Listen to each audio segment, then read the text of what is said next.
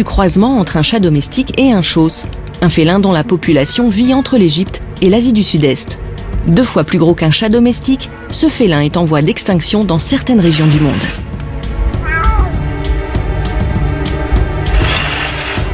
Cette agressivité peut se retourner contre les autres animaux de la maison, mais aussi les jeunes enfants. Les propriétaires de chats devenus ingérables n'ont alors que 2 solutions, l'euthanasie ou le placement en refuge. Il n'en existe malheureusement que 4, tels que le Wildcat Sanctuary pour l'ensemble des États-Unis. Et les demandes surpassent de très loin les capacités d'accueil. On reçoit environ 40 appels par mois de gens qui veulent se débarrasser de leur Bengale, avec toujours les mêmes récriminations. Mon chat fait pipi dans la maison, mon chat urine sur mon mari, sur les meubles, il a mordu mon petit ami. Le problème le plus fréquent, c'est qu'ils urinent partout.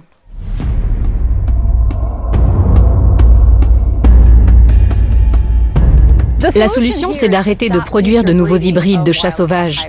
On a suffisamment de chiens et de chats domestiques merveilleux. Pourquoi en créer de nouveaux si c'est pour leur réserver ce destin? Ne contribuez pas au problème en achetant votre animal chez un éleveur. Notre slogan, c'est « adopter au lieu d'acheter ».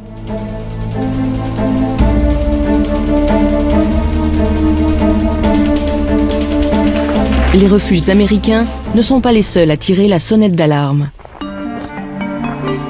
Le phénomène inquiète aussi les scientifiques, pour qui cette mode est une véritable aberration qui pourrait menacer à terme la survie des félins sauvages.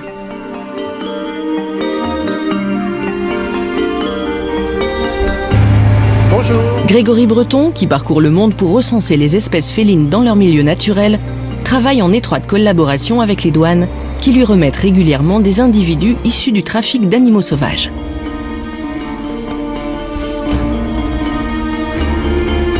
Des animaux commercialisés pour servir au programme de reproduction des chats hybrides.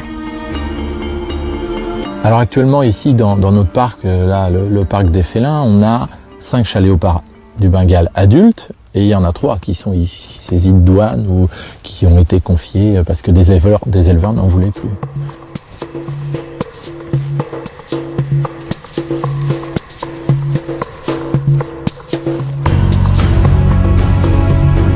C'est devenu une espèce très convoitée pour un commerce d'animaux parce que, malheureusement pour lui, il peut s'hybrider avec le chat domestique.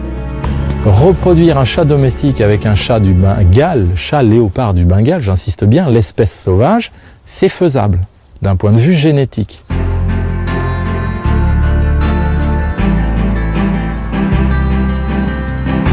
Parce qu'ils sont génétiquement proches, les félins peuvent s'accoupler et avoir des petits.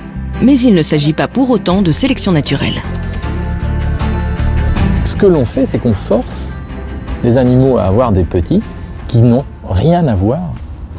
Donc il y a vraiment un problème éthique derrière cette folie de l'hybridation. Alors à l'état sauvage, ils ne s'hybrident pas, ils ne se rencontrent pas. Ou un chat léopard va tuer un chat domestique. Avec l'hybridation, l'homme provoque ainsi des mariages forcés matériellement impossibles dans la nature du fait de l'éloignement géographique des animaux. En effet, vivant sur des continents séparés par des océans, ni les chats léopards asiatiques ni les servals africains n'auraient jamais pu rencontrer des chats domestiques américains. Ce n'est pourtant pas la première fois que les hommes tentent des croisements avec des espèces géographiquement éloignées. Alors l'homme a essayé des choses, il a essayé d'hybrider le tigre avec une lionne ou un lion avec une tigresse, un léopard avec un jaguar. On a montré que ça fonctionnait, à la fois à l'époque de l'Antiquité, les cirques romains, les grandes ménageries princières, ou dans les parcs zoologiques au 19e et début du 20e siècle. Aujourd'hui, seuls quelques parcs zoologiques chinois ou russes se prêtent encore à ce type d'expérience. Un liligre, fruit d'un père lion et d'une mère mi-lion, mi-tigre, vient de naître dans un zoo sibérien. Mais la plupart des zoos occidentaux refusent désormais catégoriquement ces hybridations pour se consacrer plutôt à la défense des espèces en danger. Et pour les sauvegarder, il est primordial de ne pas mélanger leurs gènes. Le chat léopard, c'est une espèce de félin parmi les 36 espèces sauvages. Et d'un point de vue évolution, il a divergé de la lignée du chat sauvage il y a 6 millions d'années. L'homme, lui, il a domestiqué le chat sauvage africain et seulement le chat sauvage africain, il y a à peu près 4000 ans, en Égypte, à Chypre, en Mésopotamie. Donc aujourd'hui, des gens prennent des chats domestiques, les hybrident avec des chats léopards, donc c'est complètement contre nature. C'est comme si moi, je décidais demain d'avoir une copine bonobo, qu'on ait des petits et qu'on les garde. D'un point de vue éthique, on ne s'accouplerait jamais avec un grand singe, bonobo, chimpanzé ou gorille.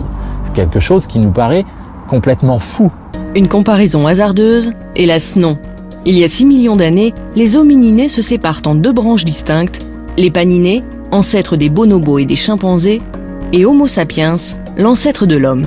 6 millions d'années, soit l'époque de Toumaï, l'être mi-chimpanzé, mi-homme, que certains paléo-anthropologues considèrent comme l'une des premières espèces de la lignée humaine. Il y a 6 millions d'années également, les félidés se séparent en 2 lignées distinctes. Celle du chat léopard, dont est issu le chat léopard du Bengale, et celle du chat sauvage, l'ancêtre du chat domestique. Quant au serval, il a commencé à évoluer en une lignée distincte il y a 8 millions et demi d'années. La comparaison est pour le moins déroutante. L'homme a-t-il le droit, pour satisfaire ses intérêts ou réaliser ses rêves, d'hybrider des espèces dont le patrimoine génétique a divergé il y a des milliers d'années? Pourquoi par ailleurs réinjecter des gènes sauvages dans des animaux que l'homme a mis des millénaires à domestiquer? Si l'hybridation féline soulève des problèmes d'ordre génétique et éthique, ces chats ne sont pas pour autant dangereux pour l'homme. Ils urinent certes souvent pour marquer leur territoire, se battent pour la nourriture et n'ont qu'une envie, s'échapper. Au pire, ils donnent des coups de griffe, pas forcément agréables, mais pas mortels. Contrairement à d'autres types d'hybrides, comme les chiens-loups, issus du croisement entre chiens domestiques et loups, aussi appelés wolf dogs. Avec cette nouvelle race, on a fait du meilleur ami de l'homme, le classique chien domestique, obéissant et soumis à son maître, une machine à tuer potentielle. Cette mode de prendre un animal sauvage ou un hybride comme animal domestique ne date pas d'hier. On a commencé à en entendre parler à la fin des années 80 dans le Minnesota, quand on a vu des enfants se faire tuer et de façon répétée. Évidemment, un chien aussi, ça peut vous mordre, mais là, il s'agissait d'un autre type de comportement. Ces enfants étaient tués, pas simplement mordus. Ce chien-loup était une bombe à retardement. Le chien semblait docile d'après la famille du jeune garçon. Les chiens-loups racés sont capables de tuer. Malheureusement, on parle là d'animaux à l'instinct de loup dans un corps de chien. Des animaux qui n'ont pas leur place au milieu des humains dans un cadre domestique. Certains États comme Hawaï ont fermement réagi à ces attaques en interdisant purement et simplement les hybrides. Dans d'autres États comme l'Indiana, posséder un wolf dog n'est soumis à aucune réglementation. La loi américaine est un véritable patchwork au niveau national. Comment réguler une population de chiens-loups qui a atteint, d'après le ministère de l'Agriculture, 300 000 individus? L'éradication pure et simple de ces animaux n'est pas la solution, car il y a wolf dog et wolf dog. Quand on croise un chien avec un loup, on ne sait jamais quelle proportion de l'un ou de l'autre va l'emporter. Au moment de la division cellulaire, il est impossible de prédire quelle part du patrimoine génétique de chaque parent va être transmise à l'individu. Au niveau comportemental, ça va engendrer un sacré bazar.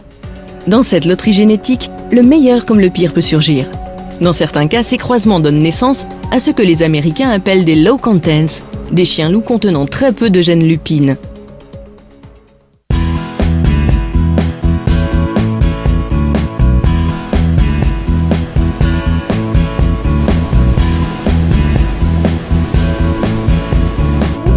Les chiens-loups de Leslie sont emblématiques de ces low contents. Physiquement, ils sont proches des bergers allemands ou des huskies. De caractère, ils ont tout du bon toutou obéissant. Leslie emmène Steve, son jeune chien-loup de 4 mois, et Touyi, une femelle de 2 ans, en promenade. Viens là.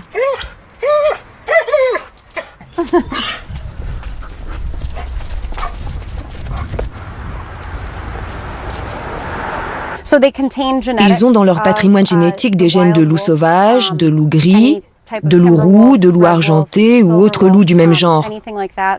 Ça, c'est pour la partie sauvage du mélange. Et pour l'autre partie, ils ont des gènes de chiens, de malamute, de berger allemand ou de husky. On les prend quand on veut obtenir un chien-loup parce que ce sont les chiens les plus proches du loup génétiquement.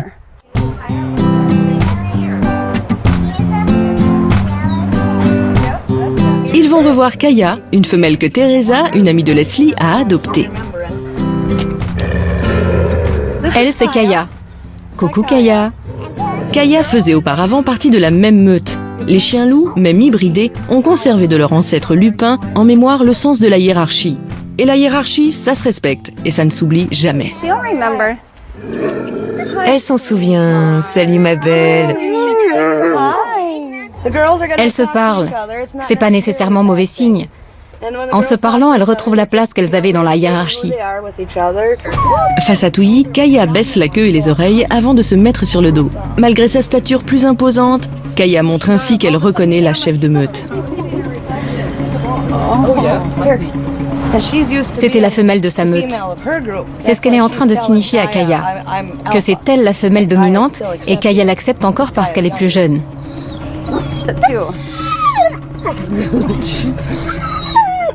Ce sont des chiens de 6e ou 7e génération maintenant. La première génération est à 50% loup et ensuite on croise les chiens entre eux. Ça donne des animaux qui, tout en gardant des caractéristiques du loup, sont beaucoup plus chaleureux avec les humains et pas agressifs. Chez elle, vous retrouverez le museau allongé et un peu pointu, les canines plus grandes et plus incurvées.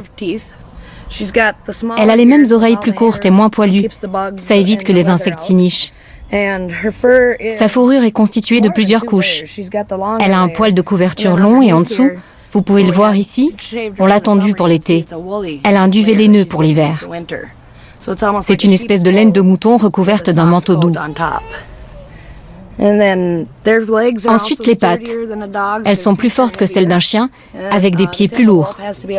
Le loup gris doit pouvoir traverser la toundra. Qu'une surface soit marécageuse ou enneigée, ils doivent pouvoir se déplacer dedans. Leurs pieds sont larges et allongés. Ils sont immenses en fait. Ça leur fait comme des raquettes. Pour les puristes, il n'existe qu'un seul et vrai wolfdog, le high content. Des chiens loups contenant un fort pourcentage de sang loup. De son ancêtre lupin, le wolfdog doit non seulement avoir l'apparence physique, mais aussi le caractère. Viens. Voilà. Mike fait partie de ces passionnés qui ne supportent pas l'approximation. Par fascination pour cette race, il est allé chercher son chien loup aux États-Unis, dans les élevages les plus réputés, alors qu'il vit en Belgique. Il a refusé de nous communiquer son prix d'achat et nous donne rendez-vous dans un lieu qu'il n'a pas souhaité préciser. C'est un animal qui est apprivoisé, mais ce n'est pas un animal domestique au sens du terme. Un animal domestique n'a plus d'instinct. Mike a choisi de garder l'anonymat pour des raisons qui lui sont propres. Je tiens à garder ma tranquillité.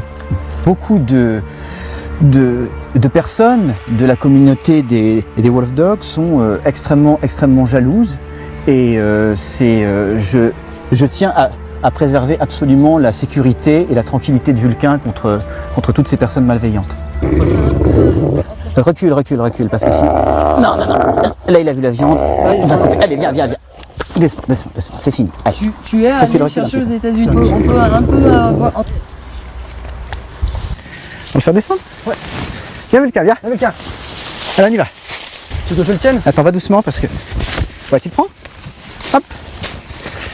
Pour que Vulcain s'habitue progressivement à notre présence, nous commençons par une balade en forêt où le chien loup se sent dans son élément. Il doit nous accepter comme faisant partie de la meute. Cédric, l'ami qui a aidé Mike à l'apprivoiser, est là pour nous décrypter son comportement et agir en fonction. En fait, c'est des animaux qui sont des véritables éponges. Ils vont refléter notre comportement. D'accord. Si nous, on est amical avec vous, il va être amical ou neutre. Par contre, si on veut pas de vous, ça va être autre chose. La promenade est rythmée par les arrêts de Vulcain, dont les instincts de chasseur sont toujours à l'affût. Ah oui, là, il y a des poules. Pour détourner son attention, une méthode radicale. Lui donner des morceaux de viande émiettés. Mike en a toujours plein les poches. Il faut récompenser Vulcain pour sa bonne conduite à cadence très régulière, environ toutes les 2 minutes. Mais parfois, la viande ne suffit pas à calmer les ardeurs du chien loup, génétiquement programmé pour chasser. Viens, saute. Et la flèche, viens. Viens, tu restes. Viens, tu restes. Tu restes là.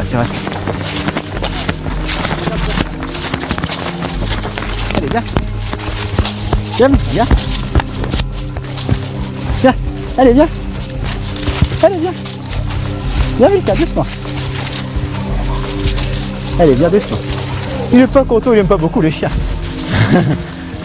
Non, non, non, non, mais vous inquiétez pas, c'est pas sur vous. C'est le chien qui lui plaît pas, c'est tout. Allez, viens. Laisse le chien. Allez, on y va. Allez, Milka. Il y a des choses plus intéressantes à faire que poursuivre un chien, franchement. Hein. Allez, viens.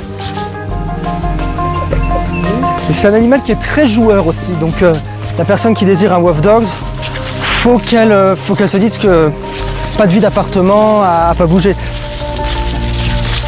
Et par contre, si la personne aime sortir, aime bouger, tout ça, alors là, c'est le paradis parce que c'est un animal, on peut l'emmener partout, on peut faire par tous les temps, neige, froid, tout ça. À moins 15, vous le sortez sans problème. Hein. Et plus vous le sortez, plus vous êtes reconnaissant, plus les relations s'améliorent. On remonte? Allez, hop, hop là. Mike avoue parcourir jusqu'à 15 km par jour avec Vulcain pour qu'il se défoule. Au programme, jeu de balle. Hop là. C'est bien, Milka.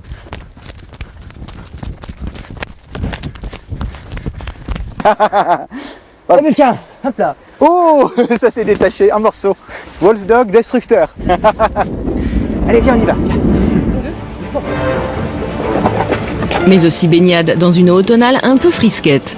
Son maître n'hésite pas à mouiller la chemise. Rien n'est trop beau pour ces chiens loups qui ont besoin de se défouler et d'être stimulés en permanence.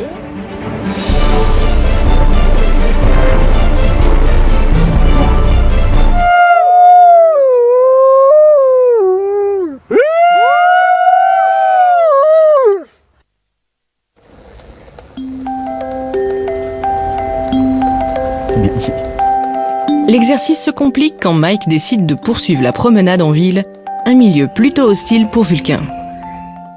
Avec toutes les précautions nécessaires, on évite soigneusement les passants.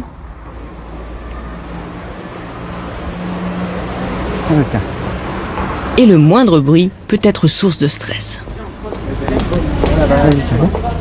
Doucement, n'aie pas peur. Viens. Attends, viens. Viens. Voilà. Vraiment, je suis fier de toi, tu sais, je suis très fier de toi. Les wolf dogs ont hérité de leur ancêtre loup cette capacité à entendre des sons à une fréquence beaucoup plus élevée que la nôtre.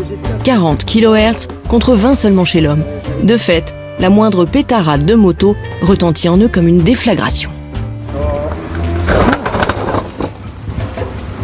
Doucement, Vulcain, n'aie pas peur. Attends, Fais gaffe, il a peur des motos. prends le verre, il a peur. Doucement, Vulcain, doucement. C'est rien. C'est fini, Ouais.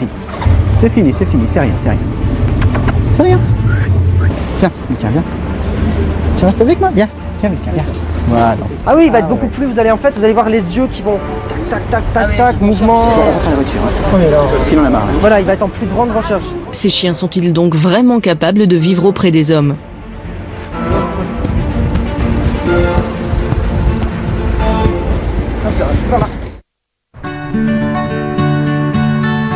Pour Peggy Callahan, qui étudie le comportement des loups en captivité au Wildlife Science Center, ces hybridations sont en totale contradiction avec la nature même des loups.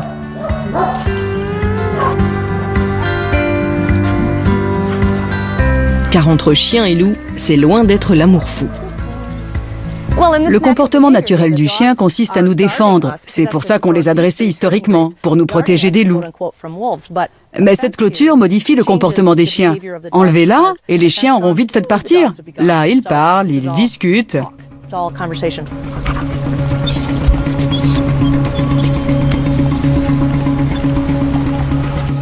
Tout le monde est content. Les chiens pensent bien faire leur boulot et les loups se disent « Un de ces quatre, je vais te dévorer ». Ce qui est intéressant, c'est qu'elle se pose des questions sur ce petit chien. Est-ce qu'il va se soumettre ou pas ?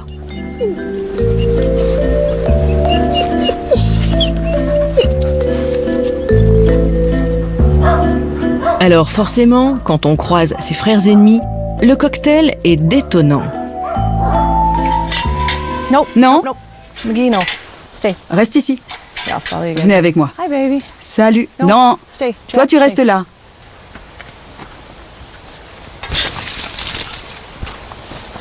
Buddy,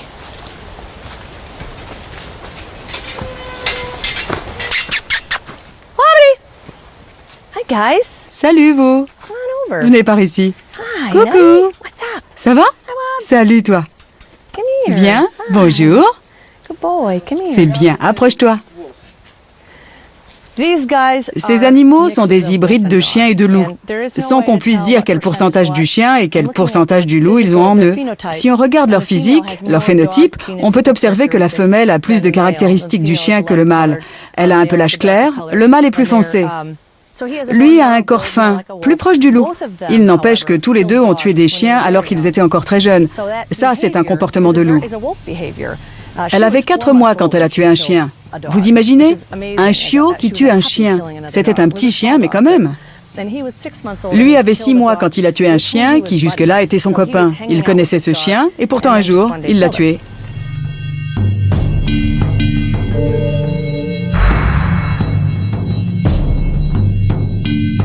En grandissant, les loups attaquent d'autres membres de la meute ou d'autres loups. C'est un comportement tout à fait naturel pour eux. Les chiens ne se tuent pas entre eux normalement. Ce n'est pas dans leur nature. Alors que c'est naturel pour un loup de tuer un autre loup. On est en train de mélanger 2 espèces qui ont été séparées il y a 20 ou 40 000 ans. Il n'y a pas encore de consensus scientifique sur le moment où la domestication est intervenue. Nous sélectionnons un chien pour qu'il ne s'attaque pas aux humains ou aux autres chiens. La nature a sélectionné le loup pour qu'il s'en prenne aux autres loups. C'est là que ça coince. Ne restez pas devant la porte, s'il vous plaît. Hi, honey. Salut mon beau. Allez, viens, approche-toi. Come on, come on, come on, come on. Come on. Je décrypte leur comportement quand ils m'approchent. Là, il est totalement soumis. Mais ça peut changer très vite. Il a peur, il s'éloigne. C'est un comportement classique. Coucou. T'es un drôle de bonhomme, toi. Il ne faut pas espérer établir avec eux le type de relation qu'on peut développer avec un chien année après année.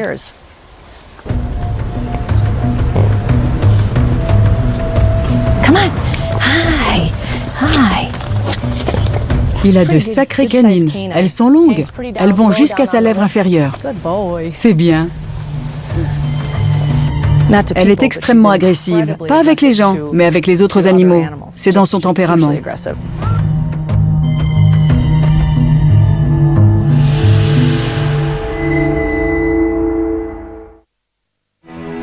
Si l'origine génétique des chiens divise encore la communauté scientifique, elle s'accorde sur un point. Le chien est la première espèce à avoir été domestiquée par l'homme avant même l'apparition de l'agriculture. En croisant un loup et un chien, c'est un peu comme si les hommes d'aujourd'hui recommençaient le lent travail de sélection entrepris par leurs ancêtres du Paléolithique supérieur. Certaines populations de loups se seraient différenciées en fait pour se rapprocher des campements humains et profiter de tout ce qui était déchets. De ce fait, il y aurait une sorte de phénomène d'autodomestication, c'est-à-dire qu'effectivement les loups les moins craintifs vis-à-vis de l'homme étaient ceux qui pouvaient récupérer le plus de nourriture. Puis donc en fait, on a eu dans un premier temps effectivement une sélection sur ce degré de sociabilité vis-à-vis de l'homme. Seuls les animaux qui acceptaient le contact avec les humains ont donc pu être domestiqués. Les autres, bien plus nombreux, ont toujours refusé de se soumettre à l'homme. Ni les chats du Bengale, ni les servals, ni les loups n'ont jamais accepté de vivre avec les hommes. Les hybrides toléreront-ils mieux cette situation ou resteront-ils toujours des animaux sauvages dont le seul rêve est de recouvrer leur liberté ?